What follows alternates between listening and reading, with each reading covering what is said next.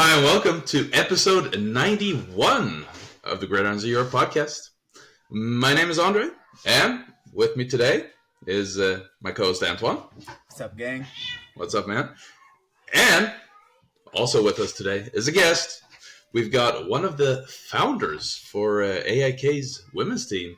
It's Hannah. Welcome to the podcast. Thanks, guys. Thanks for having me. Oh, of course. We got a pretty fun episode planned, and I'm actually looking forward to talking with you. And fun fact, you're our second female guest on the show. Awesome. Out of 91 episodes, so you're not number one, but hey, number two. Number two is.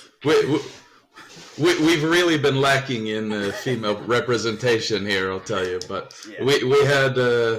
we had Melina on like a year ago or 13 months ago, maybe right before she went to San Diego the first time. But you're number two on the podcast. And I have no problem, losing against Melina. She's the greatest, so I'm all good. And it's still a silver medal. I mean, come on. Yeah. Not bad. Not bad. Yeah. So, Antoine, do you want to run down the agenda here? Yeah. So, as you guys already heard, we already done the introduction. But from there, we're going to go into story time, and we're going to give Hannah the opportunity to tell us a little bit about herself so that you guys can become more familiar with her and her journey through American football. Then we'll run through the female Division I power rankings from bottom to top. And then we'll continue to talk more about AIK. And then we'll go into our final segment of Shoot the Shit before we close out the episode. I think Antoine has an entire kindergarten behind him. This podcasting thing is it's well off the ground, but this is why we need you guys' support so that we can become rich and I can build the studio. Yeah. I had my cats making a bunch of noise before we started recording, and now Antoine's kids are yelling a bunch. But let's move on here. So Hannah, how did you get involved with our great sport of football, and where did that journey start? Football has been very much present all my life since my father played. He played for Uppsala and the Mean Machines back in the 90s. So when I was born in 88, so you can imagine, it was really just when I was able to walk, I could literally, catch a ball, kind of. Yeah, but so it started, on that, route. And then I actually took up on the interest myself way later, actually. So I think I started playing football. I think now will be my 7th season or something. So I'm not the freshest, plant in the bunch, but I'm also not the oldest. So yeah, I still have a lot more to learn. And I've mainly played O-line, especially guard and tackle, mostly guard since we've played nine people football a lot. All right, yeah. But now this is the first season actually that I'm leveling up, so to speak, to be a fullback. So yeah, yeah. Interesting. Yeah. So you've been around football basically all your life then, but you didn't yourself get involved until much later. Is there a reason why that is? Why you felt like you didn't want to start playing until that late? I would say that I think it was maybe in lack of trust in my own capability. I think I didn't know that I was able to. And of course, that has it comes down to mostly confidence and belief in that you are able to perform in the way that you just mostly see athletes do. Could I be one of those that actually make a play happen? I'm not really sure, but if I don't find out, I will never know. So I tried. I tried for SMM. Stockholm Mean Machines, and I got hooked instantly. It was like, okay, I really need to be here, and just because just had to be around football all my life, it didn't say anything. It was like I didn't know shit. And then I came to football and I tried to play the football, and it was a whole other level of everything basically. So that was actually the reason I just I stuck around, because it was so much more challenging than I could ever possibly imagine, but more mentally, not physically, just mentally was the biggest obstacle for me, and that is just something that I wanted to conquer 100%. So that's why I stuck around. And how that's awesome. And how confident are you now going into this season with where you're at mentally and in your skill set? Bring me all you got, bitch. No, I'm sorry. No. I like it. I love it. I love it. Swearing is allowed on this podcast. We don't have any profanity filter. That's good. No, but in all respect, no, of course, I do believe way more in my capabilities. I've been around now for a while. Like, I know what my limits are and I know what I can do. So, of course, I'm really looking forward to the season and to play my first season as a fullback. It's going to be amazing. It's going to be so much fun. Yeah.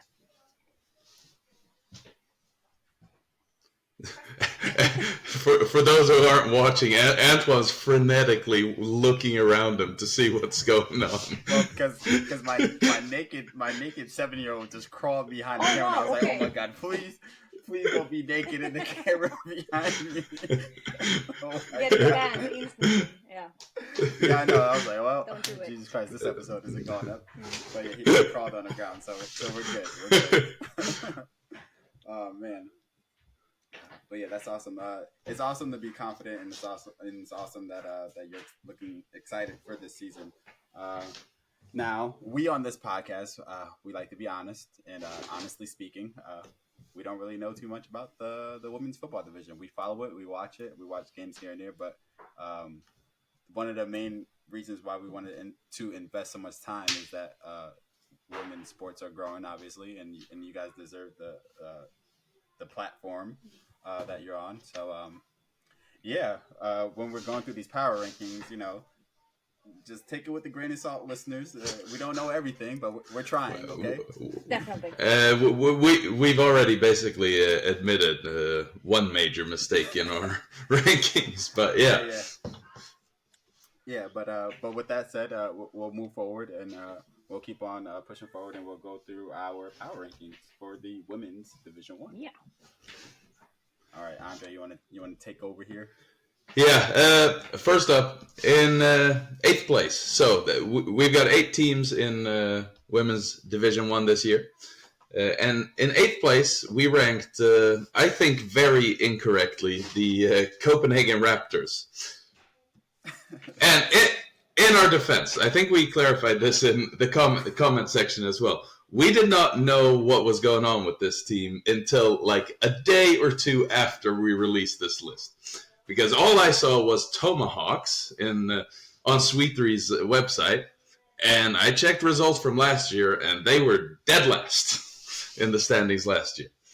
So then I thought, okay, I'll place them last on the list. Then a day or two later, I'm seeing all the noise about, no, it's not the Tomahawks, it's now the Raptors, and it's this combined team, and it's basically a Danish all-star team they've got going on there, from my understanding. Yeah.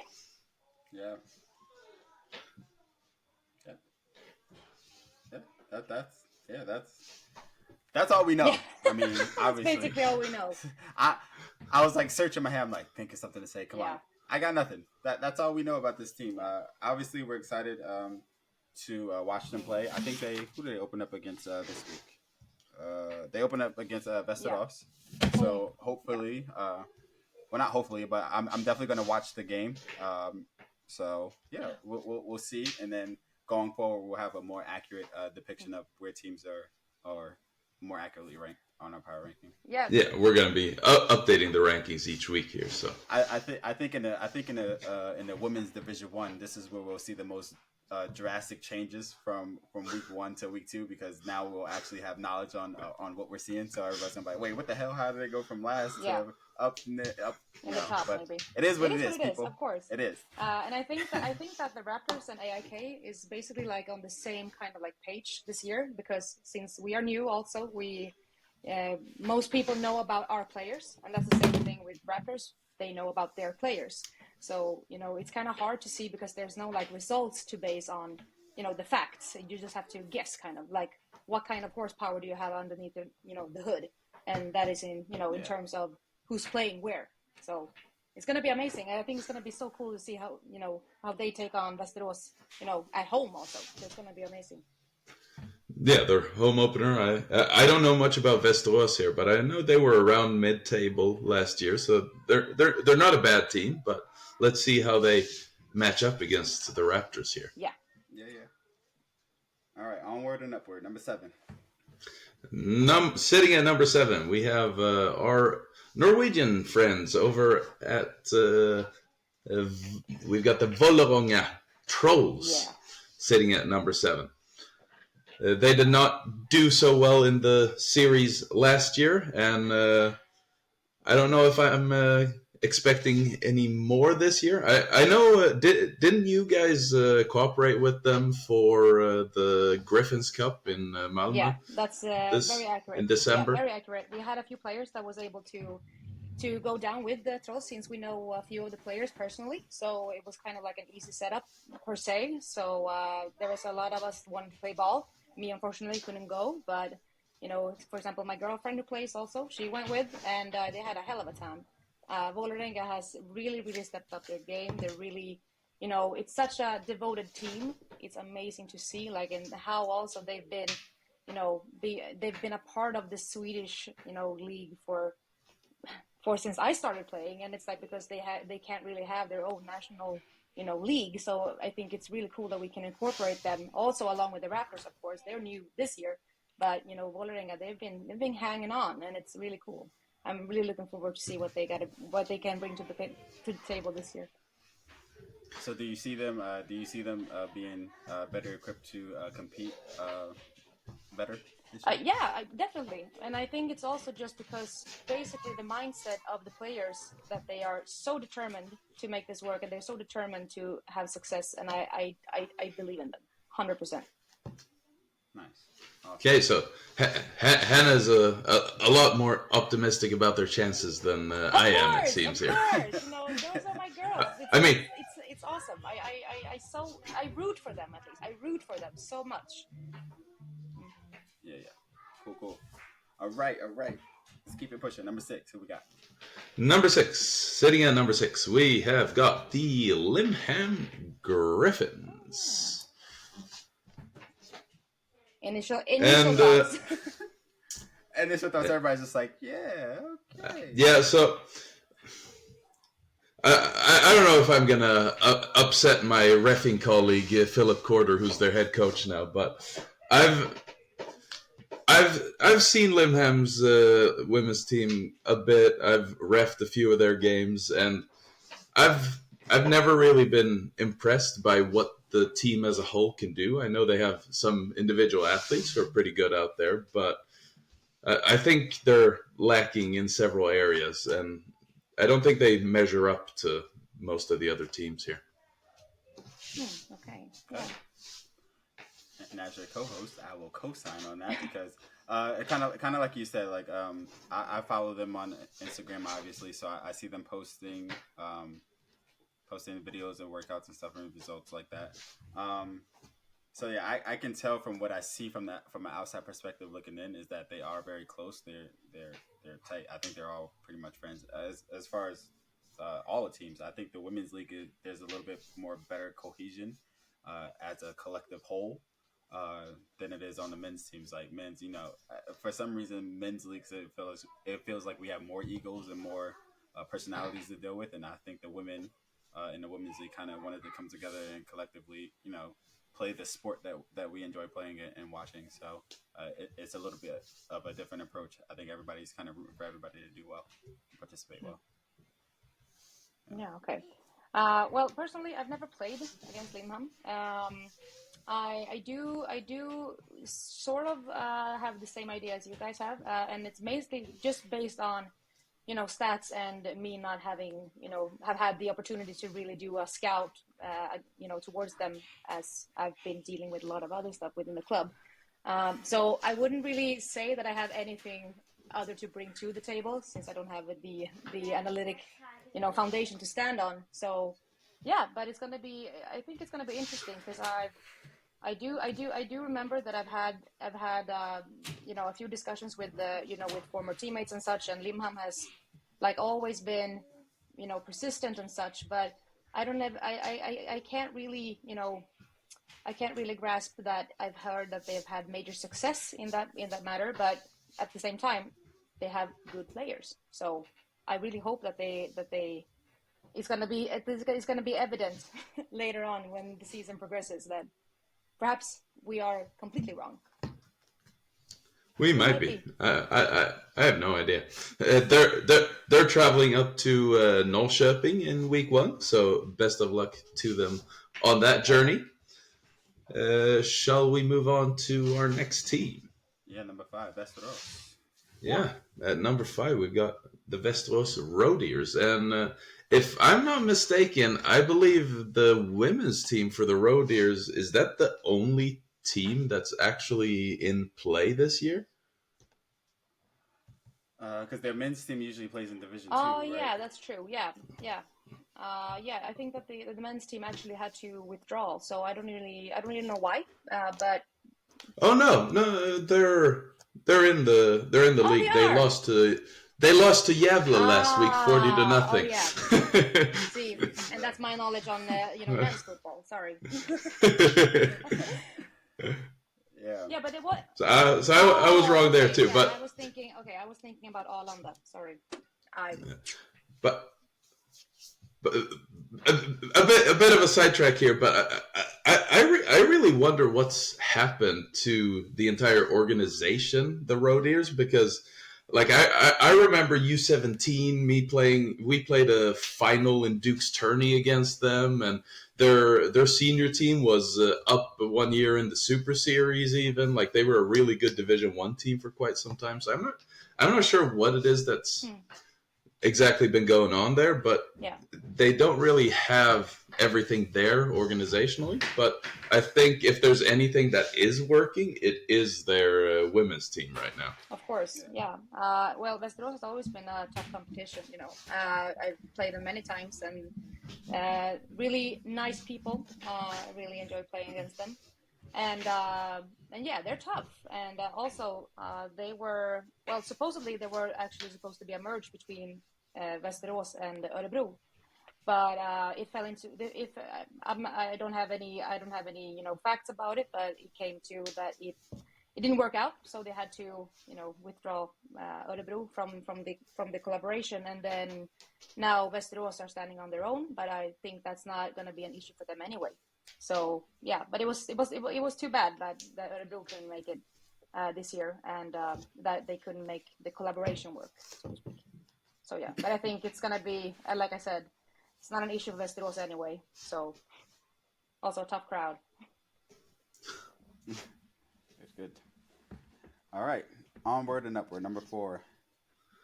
At number 4, we've got a team that we really think is an ascending team, a team on the up and up. It's the Norrköping Panthers we've got sitting at 4.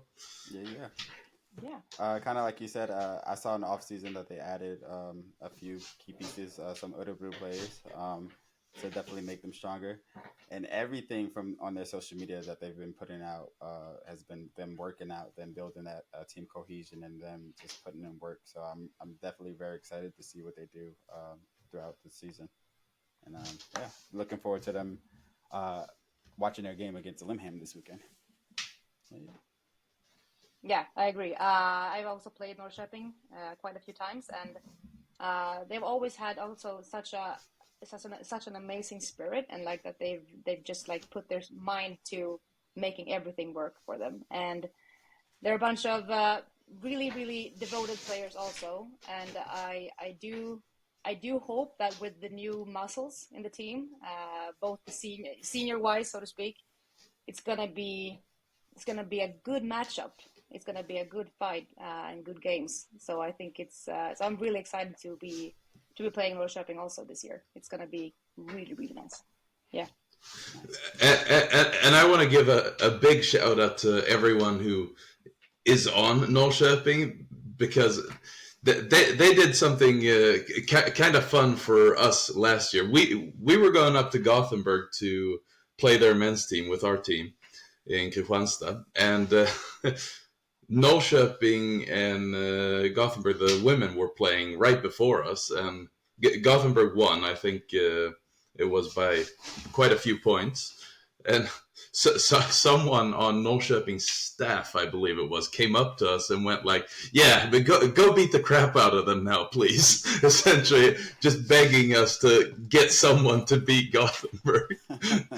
Well, fair point, so to speak. So, of course. Oh yeah, that's awesome. Yeah, I think was it the last semifinal game before Marbles came up to Stockholm to play in the finals, or was it the? It was early in the season. It was in it was in May, I think, first half of May, cool. if I'm not mistaken. It was our second game of the season. All right, I get it. But speaking of Gothenburg, sitting at number 3, we have the Marvels. Yeah. I don't know much, but I know they're good. That's it. That's all I got to say. Don't know much, but I do know they're good. Yeah, I really like Marvels also. They're a really good team, and they've added a few key coaches to the staff this year. So I do believe that they're in particular defense is going to be really strong. And like I said before, I'm excited.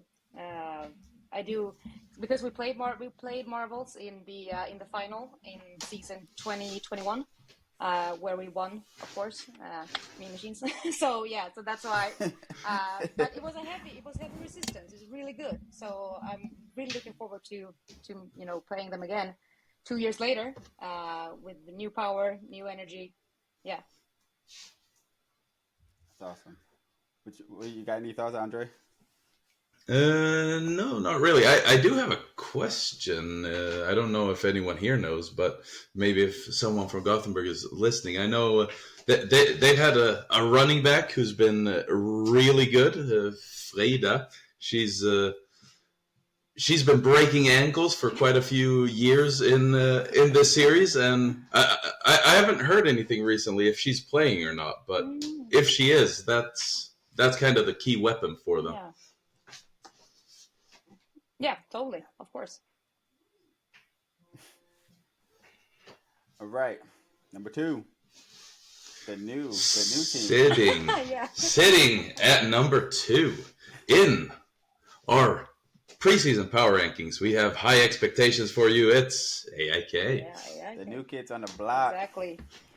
Brand new babies. So yeah. Mm-hmm. We got really excited for our ranking since we haven't really played an official, series game. So both excited and pressure, but yeah, but at the same time, I do know we do understand why. We do have some really good horsepowers underneath our hood, so we can totally get it. And we are also quite a few of us have played before, and foremost together. So yeah, we are already set in our ways, so to speak, and we know each other, and we know how we play. But we've also been able to recruit some players from Arlanda, which also we have played with. So it's just a generation of players who's played in different teams, but now we're coming together to play. So we're super excited. And number 2 is a really honorable spot. Yeah. We expected to be number 8, so it's like no way. Yeah, you guys have done a way too good marketing job for us to put you towards the bottom of the ranking. I'm gonna take that medal and put it on my camera because c'est moi. Yeah. And speaking of that pressure, right out of the gate, you guys opened up against the number 1 team on our power ranking, the Costa Crusaders, the defending, not just defending, but they've been defending national champions for like 8 years now. 5 years, I think it is. They're 5 years running national champions. It seems like forever. Yeah, it seems forever. And I'm pretty sure they haven't lost a game since 2018, 17. It's been some time since they even lost a game here. They're really good. Will you guys be the first to defeat them? That is the question. That is the question. Basically, I want to say hell yeah, like expect it, bitches. But at the same time, no, I'm not gonna go there. Of course, Karlstad is a really, really, really heavy contender, and we know that. And it's not something that's written in the stars. Of course, anyone can win, but we know it's gonna be a tough, tough, tough league this year, and especially since we are a bunch of few new teams, like in new constellations, and yeah, that's not really like the best recipe for success. But at the same time, we do come with a ton of excitement, a ton of like eager to succeed. So I think it's gonna be 50-50, 50 muscle, 50 just the thickness of your forehead. So yeah, basically.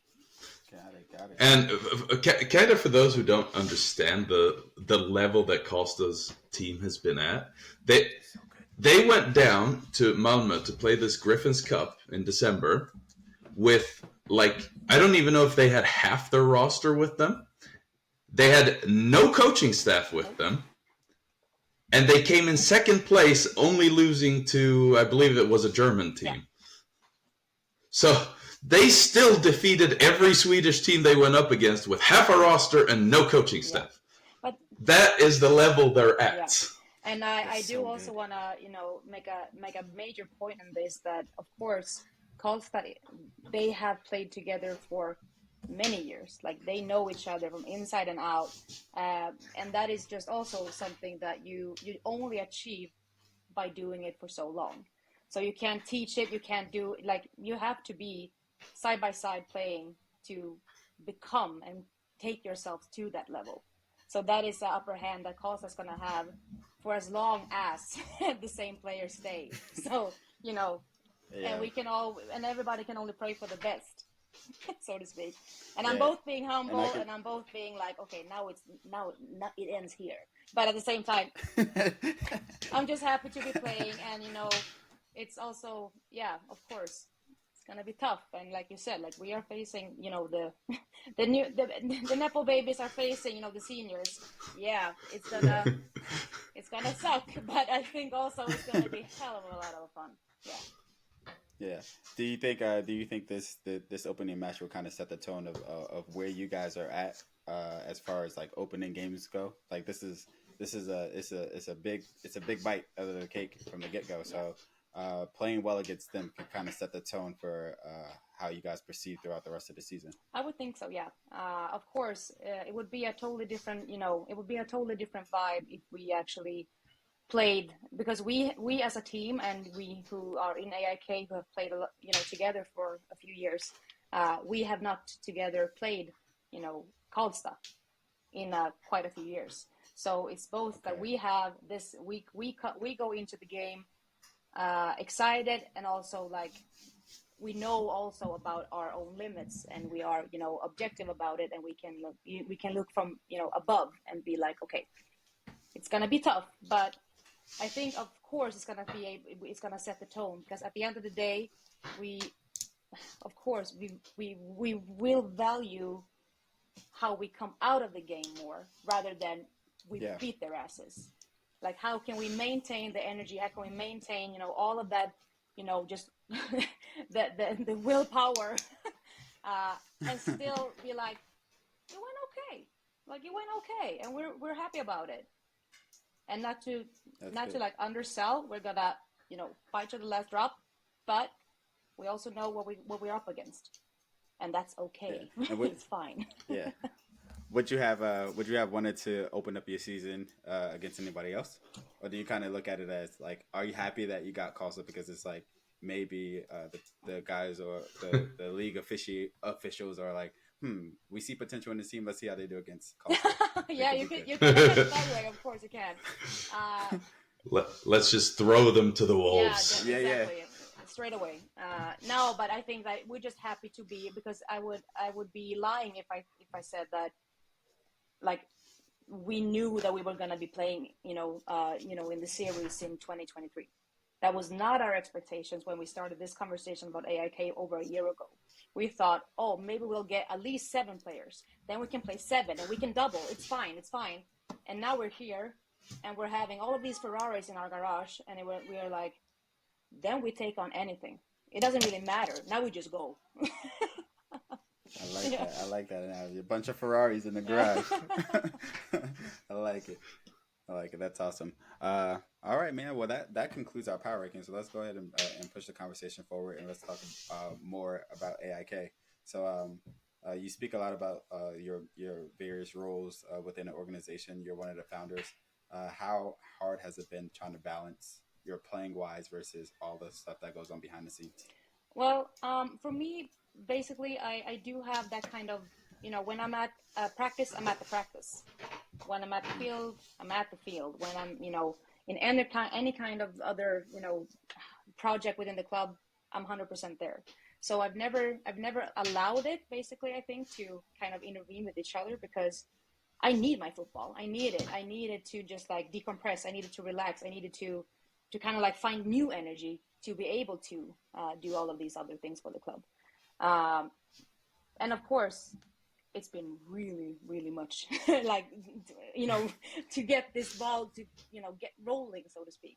But we've been, a couple of amazing people, in this team that have been, bending their backs, backwards just to make it work.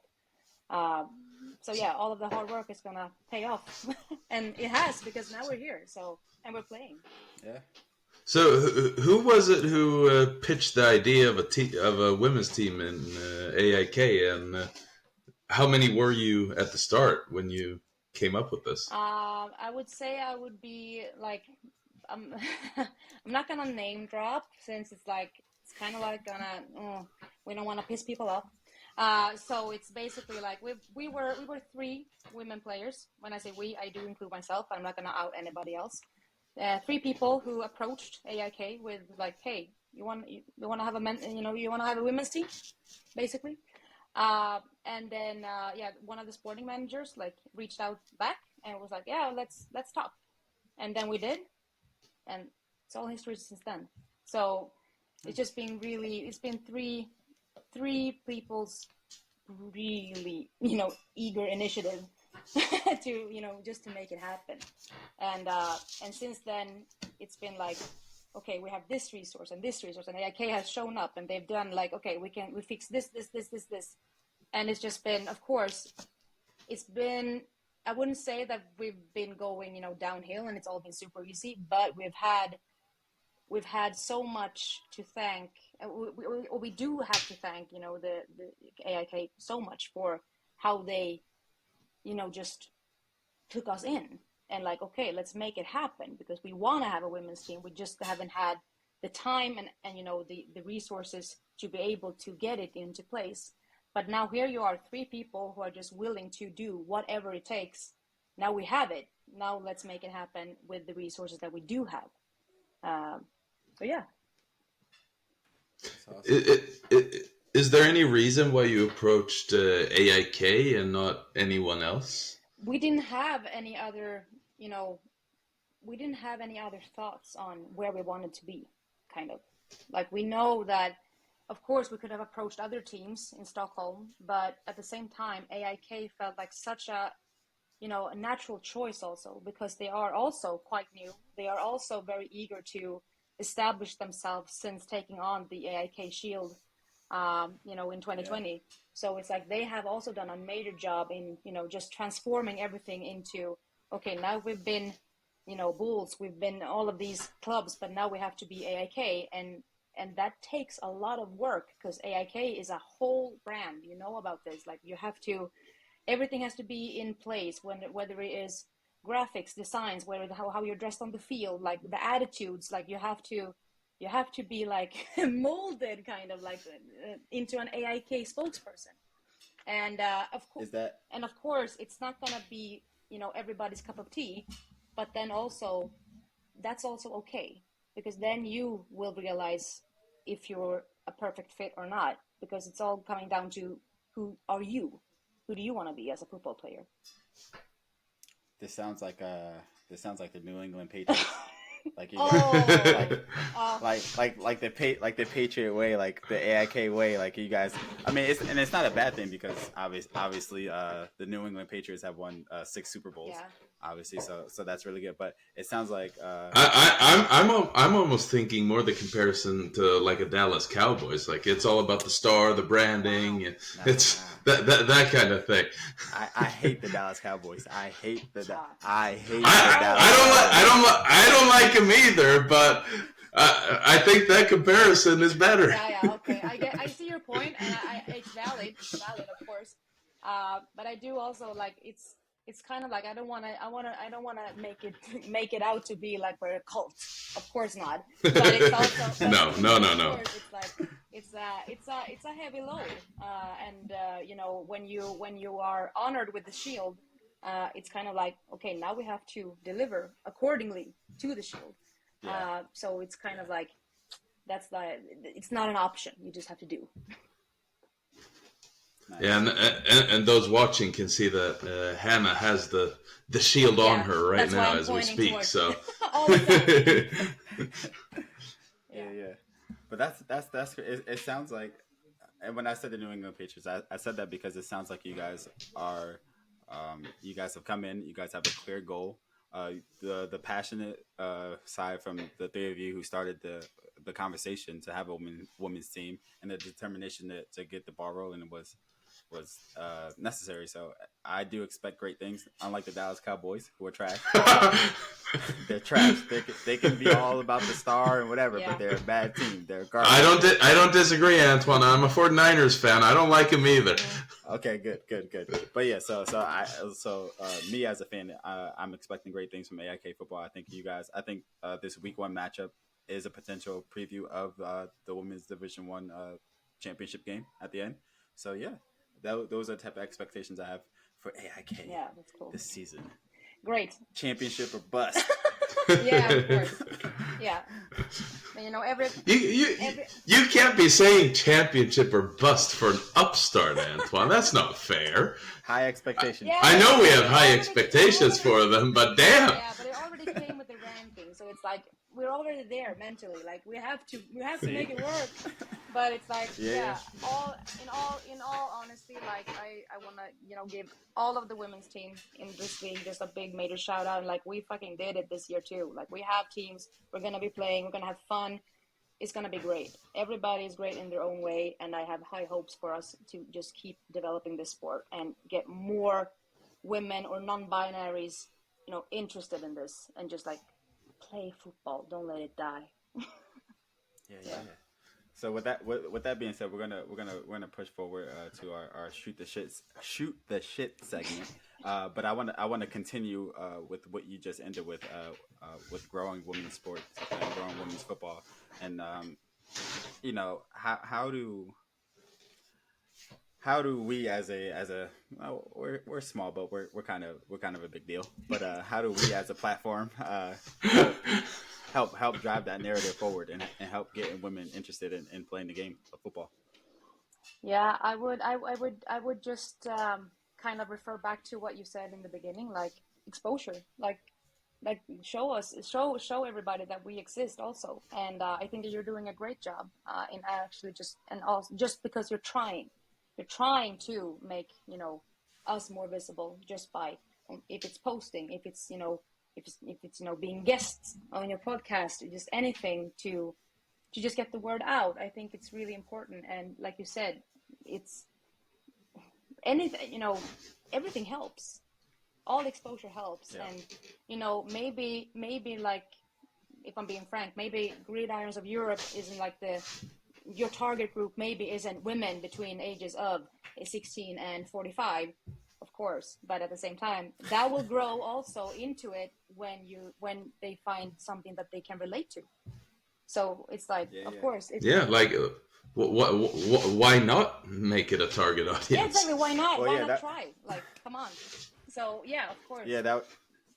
It's good. It's glad that you said that, because part of the reason why I joined the Gridirons of Europe podcast, and one of my big things that I wanted to kind of bring to this platform was women's football.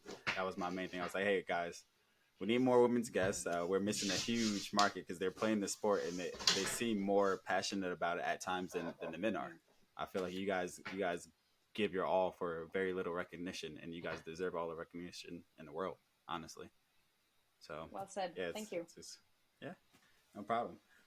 Yeah, yeah. Yeah, but you're But you're yeah, really onto something, of course. And it's not because like it's not because we're women or non-binary. It's just because we don't get recollected as much because it's still women's sports, and it doesn't attract the way that you would maybe think it does.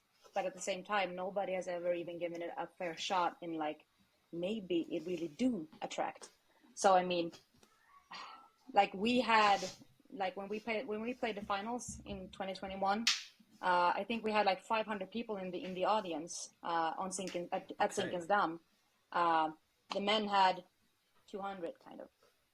So not to put any kind of like, of course, it still needs to be said because when we put our minds to it, when we put all our efforts in, like spreading the word about games, and like people come to support, if it's family, friends, relatives that's from far away, it doesn't really matter because we have people that are able to and willing to show up and support because we also need it more.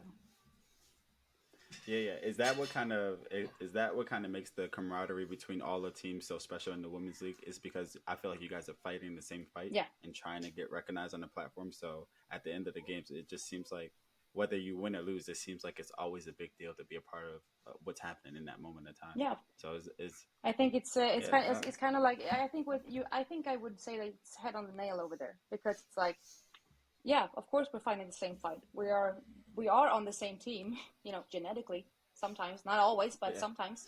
And it's like we know about our challenges, and we know that we have to scream, louder for us to kind of like penetrate the the male algorithm, so to speak. And of course that can be annoying, and it can also be impressive. So I think that's why there's a silent agreement on that matter, I think. nice. Yeah, I mean, women's sports is still in the minority, and since we're already a really small sport here, it's kind of like double the struggle for you because you have both the level of being a small sport and then also being the minority athletes, so to speak. And I mean, I'm impressed by what you guys are doing. Thank you. Yeah, for sure, definitely. Well, I think. What do you think? End it there, wrap it there. You got more questions? Yeah. Oh wait, if you guys made it this far and you're wondering about this awesome jersey that I'm wearing right now, it's from the Houston. It's from the Houston Mambas. They're a franchise in the women's National Football Conference over in America, and this jersey is actually Ida Handel's jersey. If you guys know that name, she's coached and played for Coastal Crusaders. She's a Hall of Famer. She's played in DC. Now she plays in Houston, and she's out there doing her thing. So represent. Cool.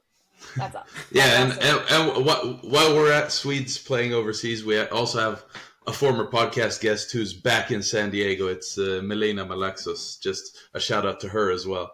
So two Swedes out there. No, three Swedes even. I think there's a Johanna, right? Yeah, D-line is also with the Rebellion out there in San Diego. And you know what? They're also, and you know what? Both Melina and Johanna are signed to AIK, so we are their mother club now. Oh, nice! Awesome. That's awesome. Yeah. And then, shout out to since we're doing shout outs to Swedes. Nobody mentioned. Shout out to Bim and Nova who are over there playing for the Schwabersall Unicorns. Also a newly started women's team that has very high expectations. Yeah. Just like AIK in Sweden. Yeah, that's awesome. But not just a shout out to them. Shout out to all women who picked up this football and who love the game of American football as much as anybody, and who are playing it and who are going unnoticed and just doing their thing. So we see you and we support you, and we will continue to do our best to support and get more females on here and start a big party. Everybody gonna be. We're gonna have bigger audiences at games, more stuff. Well put, Antoine. And Antoine's going to be at the parking lot starting the tailgate, has the barbecue ready. I don't know why that's not a thing here. That should definitely be a thing. Tailgating should be a thing 100%. Here. Hey, we had one for the junior national team game in Kristianstad a few weeks ago. Okay, that's awesome. We got a lot of Danish people coming into the tailgate. I saw. I think it was almost more popular among the Danish crowd than it was the Swedish. I like it. Awesome. But Hannah, thank you so much for taking the time out of your busy schedule. I know you have a lot to look forward to. Good luck in your upcoming game this weekend against the Coastal Crusaders, and good luck throughout the season. Thank you so much. Any final words before we sign off here? Of course, you gotta learn our phrase, in AIK. Framåt stolta AIK. Let's go. Okay. Onward proud AIK, Antoine. Yeah. Okay. I was piecing it together. I was like, come on, switch to Swedish in your brain. I got it. Antoine needs a processor before he can switch language. I'm sorry. It's okay, Antoine. You're doing good. Thank you. All right, guys. Thanks for having me. Thanks for coming on with such short notice. A bit of insight to the audience. We kind of scrambled something together last second here. Us revealing how sloppy we are as a podcast, but we messaged a bunch of the teams, and I was not surprised when it was AIK that reached out first, because you guys do have the greatest social media presence, and I kind of expected someone from you guys to respond first. Yeah. Well, also a disclaimer: I work as a content creator on a daily basis, so that's why I'm always online. Okay. So that's why I'm always pushing stuff. Nice. You can help us generate some better content on our platform then, maybe. 100%. Just hook me up. I'll make it happen. Nice. Awesome. Okay. Well, thanks, guys, again. All right. Yep. Thanks. Thank you, everyone, for listening. Bye-bye. Bye.